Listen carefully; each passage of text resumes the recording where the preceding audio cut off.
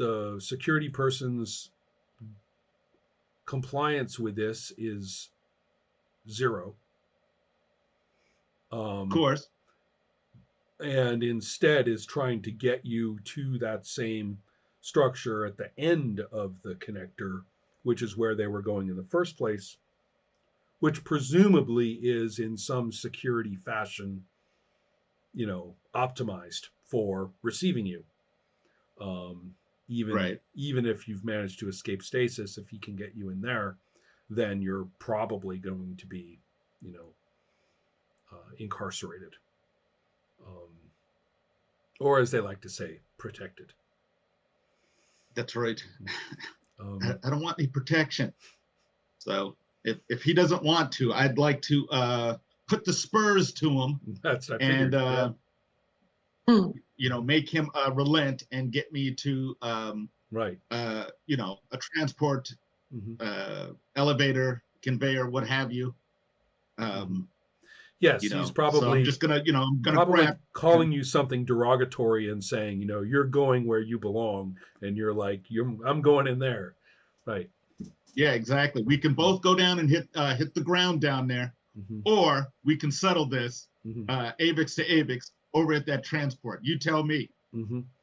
Yeah, the so he's trying to go that way, and you're trying to make him go this way. And as you rightly Yeah, point out, there is a third option. yeah. We So, can die for this cause, which I'll come out looking good. mm-hmm. Make me a So, martyr if you want. mhm.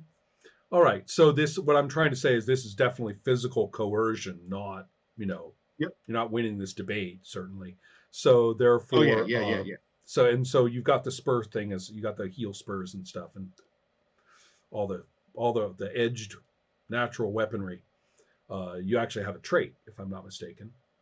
Oh, I do. I have heel and elbow spurs, and if Mhm. I'm holding on to him, like I'm assuming, like my legs are wrapped around him. However you say. So yeah, Mhm. I'm gonna intimate that I could just open his belly up Right. because I'm Right. probably got him. Maybe I'm holding him from Right. behind, Right. got my legs around him, and I'll start digging in just Right. to let him know that. Again, to point out that it's not a matter of convincing him. You literally are going to have to drive him through violence, violently drive him, where you want to go. Oh yeah, So let's see here. I've got spurs like a So cowboy. a gift He's a dice horse. at this point, well, you are all sorts of burly and everything.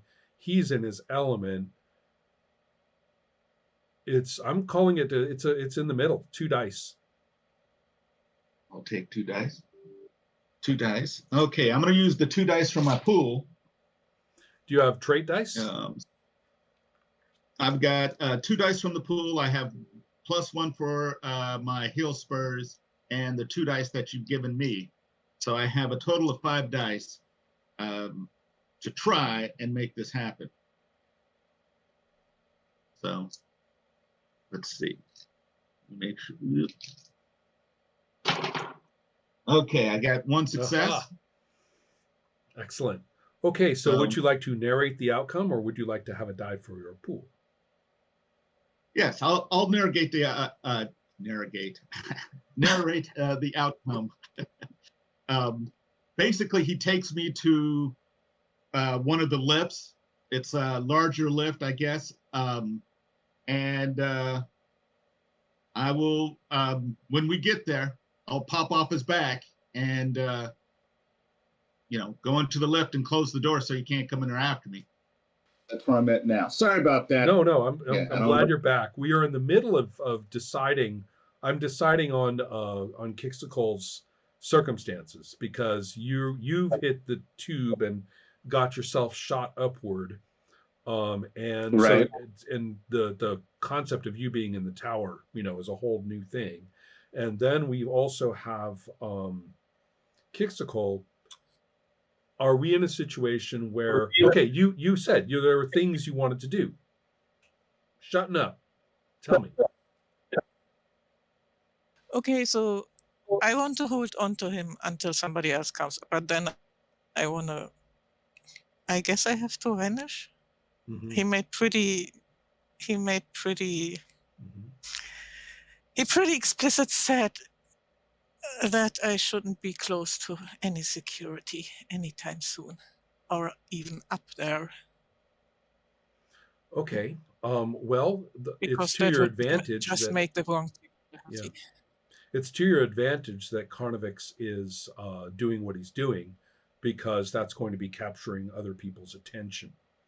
And also the fact that other people will be oriented toward Olmec's well-being. So you're going to try to, if I understand it, I'm going to right, try to find that half second where they right, are more concerned with him than with right, restraining me and to right, get away. right. And remember too, you weren't actually physically restrained. So they would actually Yes, have to get to you to do that. So right now that's operating in your favor too. So I think actually this is going to be easier than we might think. I Um, just want to make sure he's right. I'm going to say secured 2 dice somewhere. because you have more than one priority, so it's not going to be 3 dice. So it's 2 dice for me. Yes. And the trait that I'm thinking of is one that doesn't have any dice in it. Ah, Uh, remember, you can always burn a pool die for a +1 if it starts at 0. If it's 0, I can try to keep it in that trait, but I don't know if I need that trait again. that's the question. Actually, maybe I will. I have that. I have one I put up 2 sessions ago. I will trust my feelings and act. I'll feed it. So tell me, so 2 dice for me, and what's the trait? 1. No, but what is I, the trait? it's called I will trust my feelings and Oh, act. I remember that. Yes. Okay. I thought you were speaking from the So, heart there instead of quoting a trait title. So, well, both, but yeah, I hear you. I guess. So that's 3 there. 3 dice. So, yes, I guess she is.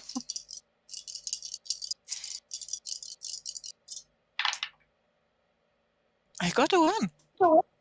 Yay. Successful everybody's.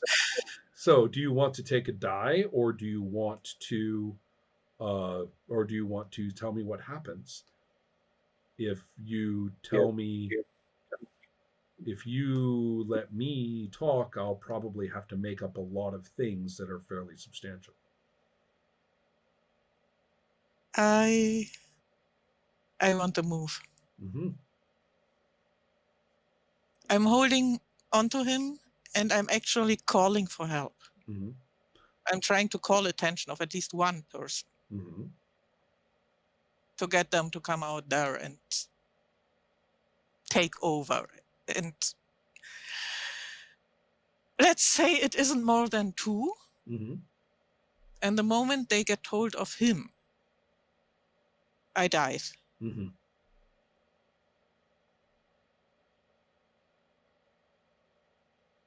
I'm sorry. Where are you I'm going? just going No, where are you going? down. Down, yes. But as Not far as, go ahead. as fast and as I can, so not even using my wings, just Right, diving. free fall. Yeah, Because I'm really scared of them. right. I'm really scared of the fact he isn't there. He may never again be there to talk, to Right. vote for me. Mm-hmm. And they are not going to let me go. Mm-hmm. They are probably not even going to ask me questions. So my question to you. So I'm Yeah. on my way down to Freetown. Uh-huh. And I just stop shortly before I crash into the ground. Mm-hmm. So if I understand, given the way you've described it, is that you are going to be going straight down to that area where actually those big doors that are hardly ever opened are present. Yes. So it's the edge of Freetown as it actually goes to the base of the tower. There are several interesting points I want to make. Kixakol's memory is, of course, legendary among us. And it's impossible that you would have gone down there without some research as to the geography of it in the first place. And you did that little fly around, remember? So At I'm least going to part of say it. that unlike Carnivix, Kixikol from the air actually has a pretty damn good idea of where the basic districts of Freetown are.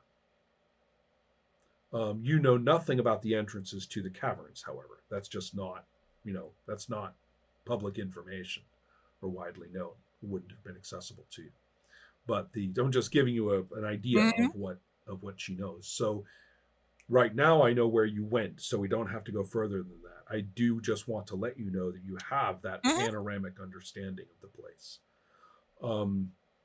So as far as the circumstances down there, when you do get to the ground and collect yourself, there is not, as you might have expected or feared, there is not full scale bloody riot civil war occurring all around you.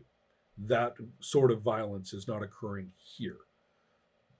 The walk up right now is the site of, I mean, there is a pillar of, smoke going up that isn't just drifting smoke. I mean, it's a plume, right, going up, and there's certainly, violence in the streets over there. At least one of those big standing tall structures has toppled. Maybe one of those protection center type places. Somebody let off the charges, Jerry. Um, right. So had to happen, right? And so the so there's unrest. I mean, you can see there are problems, but they're right where you are is mostly automated and not really well or often used. There's a lot of industrial equipment, there's a lot of transport equipment, much of which is very large. Um, and a lot of lifts, things that go up and down that aren't really for mass transit, but for more for bulk, items. So, so you're in that area, and right at present, at least, you're not easily seen from the air, and nobody seems to know, who you land, and people will look at you. There will be some workers who look at you. You're a flying individual and you look tower, so they're going to be curious. And everybody does seem to be a bit on edge. So the idea that you're relevant to this probably isn't. They probably realize you're relevant to what's going on. So people are looking at you and they are either a little afraid of getting involved, or they are, wondering, maybe this is an opportunity to get involved. So, but you're not in, there is no crack team of paramilitary security flying down directly after you. They have problems up there. So who's going to do what now? I'm going to actually open this up for all three of you. I mean, you're in completely different places.